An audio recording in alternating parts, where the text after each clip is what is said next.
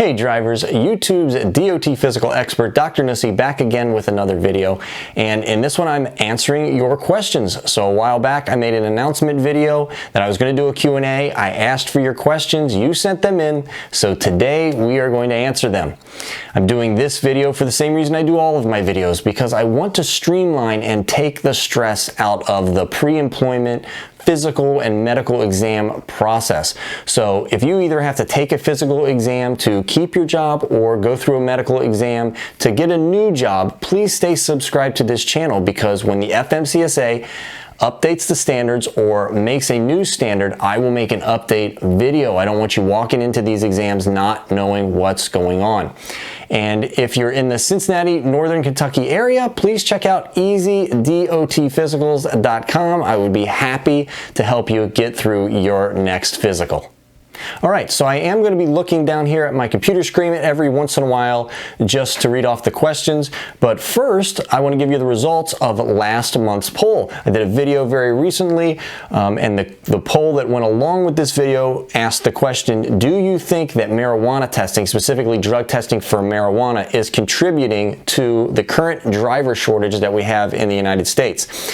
And 83% said yes it is, and 17% said no it is not. So obviously people are thinking that marijuana testing specifically marijuana testing for drivers is contributing to there being not enough drivers, at least contributing to it. So I wanted to give you that poll result. All right, now into the questions. And question number one is, during the DOT physical, do you measure the neck size? Also, if the neck is 17.5 inches or greater, does this mean that you require someone to be tested for sleep apnea? So this is a question that I get a lot, and there is some confusion about this particular topic. I'm going to refer to this expert panel recommendations that was done in 2008 on obstructive sleep apnea and how it relates to commercial motor vehicle driver safety. And this is where these particular numbers come from. So in this expert panel, they made the recommendation to the FMCSA that if you are a male and your neck size is over 17, so 17 and a half or up, then you should be tested for sleep apnea. If you are a female and your neck size is 15.5 or up, then you should be tested for sleep apnea automatically. And there was also standards about BMI. If your BMI was over 40, then you would automatically need to be tested for sleep apnea. Or if your BMI was over 33 and you had other comorbidities, high blood pressure, or diabetes, a combination of these, then you would be tested for sleep apnea. Now, here is kind of the gray area. These are recommendations made by an expert panel, but the FMCSA, the Department of Transportation, has not adopted these as standards. So this expert panel made the recommendations to the FMCSA. A bunch of medical examiners found out about these recommendations, and they started implementing these standards. These are recommendations, but the FMCSA never adopted them as standards, so we are not required, meaning the medical examiners are not required to trigger a sleep apnea study simply if your neck is larger than 17 inches or if your BMI is over 40 or anything else. We just use these as guidance. So a lot of medical examiners will do this. You will automatically be tested for sleep apnea if you fall into one of these categories, BMI over 40 or over 33 with a couple other different conditions, or neck size being too large. I've done thousands of medicals, and I won't send every driver that fits into that category for, I'm just being honest, for a sleep study. Now, if there's other things going on, if I'm thinking that you have sleep apnea that's not treated correctly and that you're at risk for potentially falling asleep while driving, obviously we're going to get that situation worked out. But it's not an automatic where we have to follow it like it is with, let's say, the vision standard or the blood pressure standard. The FMCSA gives us very particular guidance. You have to fall within very particular parameters. These were suggestions made by an expert panel, but as of the posting of this video, the FMCSA has not adopted any of these standards, so medical examiners will just use this guidance in their best judgment, and a lot of them will, again, send immediately, which isn't wrong if you fall into one of these categories, but I particularly kind of use my judgment and don't send every single person that has a BMI over 40 for a sleep study, but I will evaluate them, and if I feel it's necessary, then I will. So the answer directly, I think, to this question is a lot of times you are going to find that if your neck size is too large or your BMI is too high, you're going to automatically be sent to have a sleep study done, but I don't do that. I know other medical examiners that don't do that. We kind of use the guidance and use our best judgment to determine if you need a sleep study. All right, great question. I got that one multiple times. All right, next is a three-part question. Centauria Nelson wrote, how long does medical marijuana take to detox from your hair? Are you automatically disqualified if you have a blood clot? Are you automatically disqualified if you take blood thinners? I guess this is a four-part question. And are you able to get tints on your truck windows if you have sun sensitivity? All right, let's take these kind of one at a time, but I'm going to skip around a little bit. First is, how long does marijuana take to detox from your hair? Up to 3 months. I've done a complete video on that. I'll leave a link to that video up here. Up to 3 months is the answer. Are you able, I'm going to skip to the last question here, are you able to get tints on your truck windows if you have sun sensitivity? Yes, you are. It has to fall within the same standards that tinting has to with all vehicles. Basically, you have to be able from the outside to see into the truck for safety reasons, obviously, but you can tint your windows, up to that certain standard. Again, check. I'm not an expert on, window tinting, but you can't go over a certain darkness, basically. And then, are you automatically disqualified if you have a blood clot? Are you automatically disqualified if you're on blood thinners? The answer to both of these is no, you're not automatically disqualified. Now, again, I'm going to reference here a expert panel, and I'm going to skip down here to the guidance, and the question is the use of an anticoagulant or a blood thinner disqualifying? And the answer is no, although, again, the Department of Transportation had a conference on cardiac disorders and commercial drivers, and they recommended that drivers who are taking anticoagulants not be allowed to drive.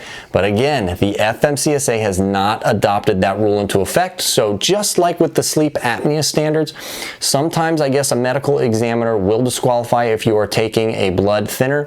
But again, the FMCSA has not adopted this, so it is not an automatic disqualification. Same thing with a blood clot. Again, we're going to use our best judgment, but is not an automatic disqualifier.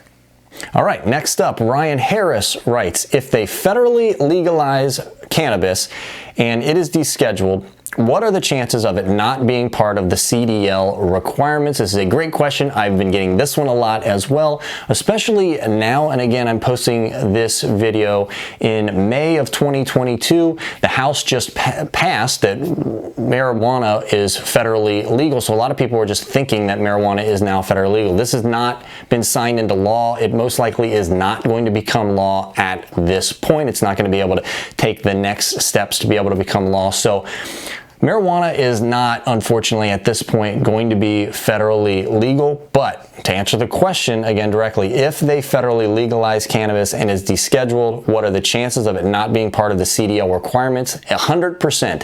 If it becomes federally legal, it probably, at almost 100%, will not be tested for anymore on any drug test. It won't be an illegal drug. It'll be the same as potentially if you smoke cigarettes or use coffee or something like that. It's a legal substance that you can take and won't be tested for anymore.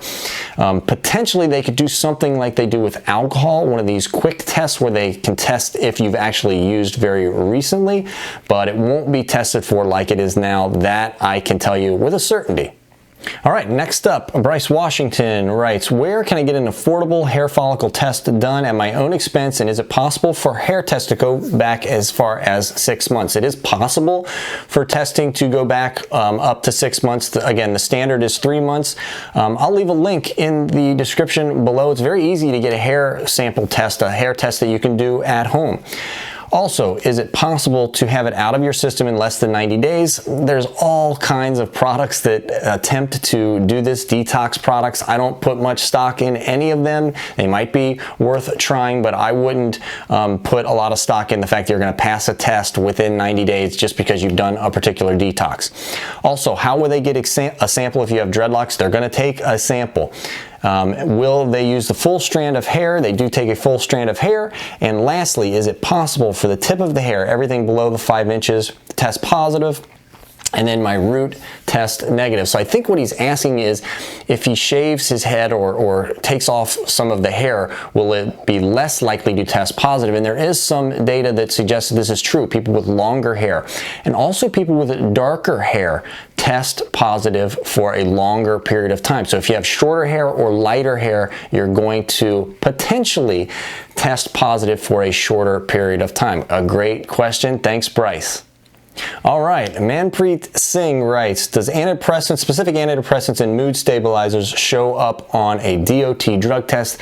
The answer to this is no. I've done a video on exactly what shows up on the DOT drug test. I will leave that link up here. Now, if you write in your paperwork potentially that you're taking a mood stabilizer or an antidepressant, if you write that in your paperwork, what I typically will ask for is called a clearance letter from your doctor stating that it's safe for you to drive while on these medications. So if you write it down on your paperwork that you're taking antidepressants or mood stabilizers, potentially the doctor is going to ask you for this clearance letter, but it is not going to show up on the DOT drug test. All right, next question. If a drug test is failed before being employed, is the Class A license suspended or revoked? The answer to this question is no. What happens is, if you fail a drug test, it used to be just that the employer was notified that you failed the drug test and he would have to suspend you from driving until you went through the kind of recertification process. Now what happens is you're actually put into a database so that other employers know that you failed the drug test as well. But your license, if you test positive before being employed, is not then automatically revoked. All right, last question for today.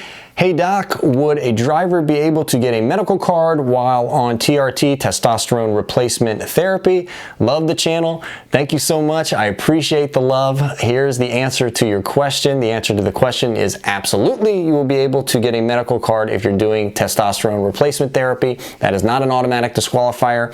Again, there's going to be some discretion taken with the doctor that you are seeing if they want additional testing. I can't guarantee you that you're going to pass your medical exam, but testosterone replacement therapy is not a disqualifier of any type for your DOT physical. All right, thanks so much everybody for the questions. This was a fun video to do. If you have additional questions that I didn't get to, please leave those in the comments section below. I'm happy to answer those as well. Until next time, drivers, stay safe.